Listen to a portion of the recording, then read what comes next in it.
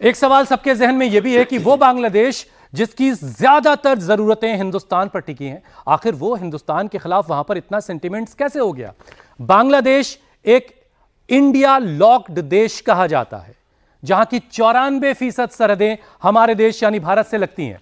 भारत और बांग्लादेश के बीच 4367 किलोमीटर लंबा सरहद का निजाम है, और यह बांग्लादेश की जो अंतर्राष्ट्रीय सीमा है उसका 94%, मतलब कुल के हम ही हम हैं मतलब। और बांग्लादेश लगभग चारों तरफ से हिंदुस्तान से घिरा हुआ है। ऐसे में बांग्लादेश सुरक्षा और कारोबार के मामले में हम पर निर्भर है, भारत पर निर्भर है। वहीं बांग्लादेश से भारत को पूर्वोत्तर के राज्यों में, अगर आप नागालैंड की तरफ जाना चाहेंगे तब आपको बांग्लादेश की वहां पर बांग्लादेश के जरिए हमारा जो रास्ता है वो सुलभ और आसान होता है। पूर्वोत्तर के राज्यों से बाकी भारत को जोड़ने में बांग्लादेश की अहम भूमिका, ये हमारी जरूरत है बांग्लादेश की। बांग्लादेश और भारत के बीच पानी की साझेदारी है, सीमा से होने वाला कारोबार, शरणार्थियों के मुद्दे भी अहम है। साझी भौगोलिक जो स्थिति है उसकी वजह से दोनों देशों के साथ हमेशा ये दोनों मुद्दे जुड़े रहेंगे।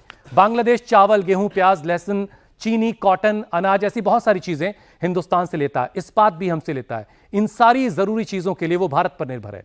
बांग्लादेश की अर्थव्यवस्था में सबसे बड़ा योगदान वहां की कॉटन यानी कपड़ों के निर्यात का है, और उसका जो कच्चा माल है वो हिंदुस्तान से जाता है। अब सोचिए, अगर हिंदुस्तान ने कुछ सख्त कदम उठा लिए तो क्या बांग्लादेश उसको बर्दाश्त कर पाएगा? इनके जवाब भी हम अपने मेहमानों से लेंगे, लेकिन उससे पहले जरा ऑडियंस के कुछ अब सवाल शामिल कर लेते हैं।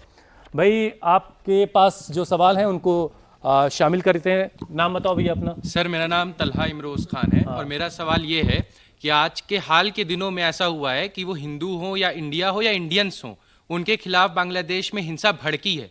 तो क्या इसका अभी में, क्योंकि ये हुआ है हाल के दिनों में हुआ है, तो क्या इसका सीधा कारण, सीधी वजह उनकी एक्स पीएम को यहाँ इंडिया में शेख हसीना को पनाह देना है? यहाँ पर शेख हसीना को निर्वासित होकर यहाँ पर आई, क्या ये वजह हो सकती है कमर साहब?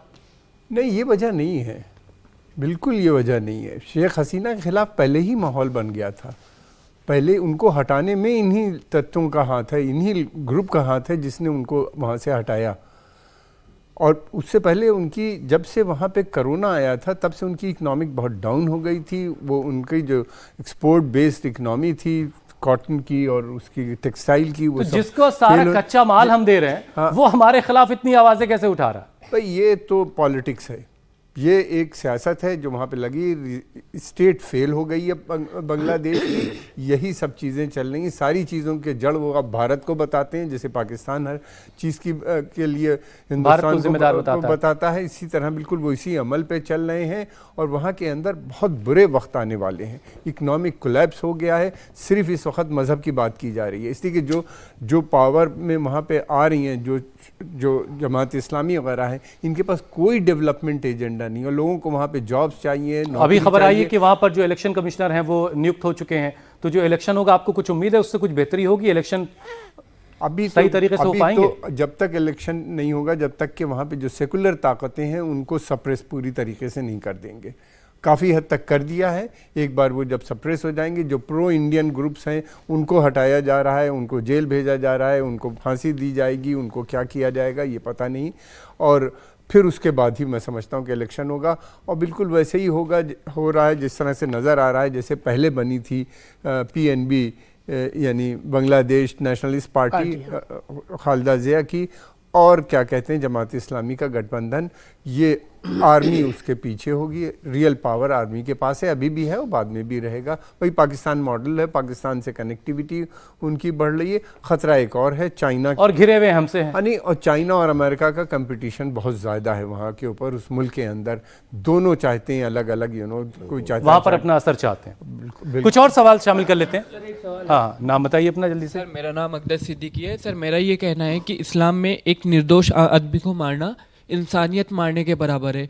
तो सर, ये मेंटेलिटी, चाहे वो ISIS हो, चाहे वो बोको हराम हो, ये आती कहाँ से? हम अपने लोगों को ये क्यों नहीं बता पाते कि सही क्या है, गलत क्या है? साहब, आप इसका जवाब दीजिए। देखिए, ऐसा है कि जितने भी 57 मुस्लिम कंट्रीज़ हैं, उनका एक ऑर्गेनाइजेशन है, ऑर्गेनाइजेशन ऑफ इस्लामिक कॉन्फ्रेंस, एक गल्फ कोऑपरेशन काउंसिल है, एक ऑर्गेनाइजेशन ऑफ अफ्रीकन यूनिटी, और भी बहुत सारे, राब्ता आलम इस्लामी है, और बहुत सारे ऑर्गेनाइजेशन हैं।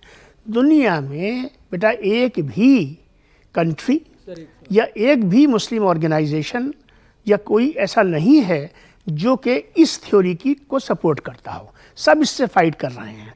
ये न्यूसेंस है और इस वक्त न्यूसेंस तमाम दुनिया में फैली हुई है। इस न्यूसेंस से खाली एक कम्युनिटी को नहीं लड़ना है, इस न्यूसेंस से सारी दुनिया को लड़ना है। आपने बहुत अच्छी तस्वीर पेश की है कि बांग्लादेश की इकोनॉमी और उसकी सोसाइटी इतनी ज़्यादा हम पर डिपेंड करती है कि हमारे बिना उनके लिए यानी जिंदा रहना और अपने मामलात को चलाना मुमकिन ही नहीं है। ठीक बात। इस चीज़ पर वो भी एक वक्त जो बहुत जल्द आएगा, आप देखेंगे कि चीज़ें वहाँ बदलेंगी। एक चीज और बताइए, ये सवाल कई लोगों ने पूछा कि भाई हिंदुस्तान जिंदाबाद के नारे से हिंदुस्तान मुर्दाबाद के नारे तक का जो सफर है, सबसे मेन इसमें क्या चीज जिम्मेदार दिखती है आपको? पाकिस्तानी एलिमेंट है, सीधा एलिमेंट सीधा। है, एक ग्रुप है, एक हर जगह हर तरह के लोग लगवा रहे होते हैं हैं, हम एक छोटा सा माइनॉरिटी। तो इसको डील करने में हमसे कोई कमी हुई? नहीं, हमसे नहीं कमी हुई, हमसे वहाँ की गवर्नमेंट शेख हसीना से प्रॉब्लम आई।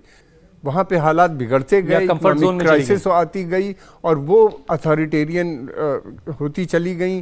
और बाद में जो इस तरह का इलेक्शन हुआ वो भी, उसके ऊपर भी सबको डाउट है, इसमें कोई शुबा नहीं है। 93% उनको वोट मिले, कहाँ से ऐसा हो सकता था? बजाय इसके कि वो डेवलपमेंटल एजेंडा लेती, जनता के पास जाती, वो गई नहीं। वो अपना घर पे बैठी थी और एक ग्रुप था कोटरी, उसकी एडवाइस पे वो चल रही थी। उनको एहसास ही नहीं था कि मुल्क के हालात क्या हैं, इतने ज़्यादा बिगड़े। और फिर दूसरी बात ये कि उनका सेना ने उनके साथ छोड़ दिया।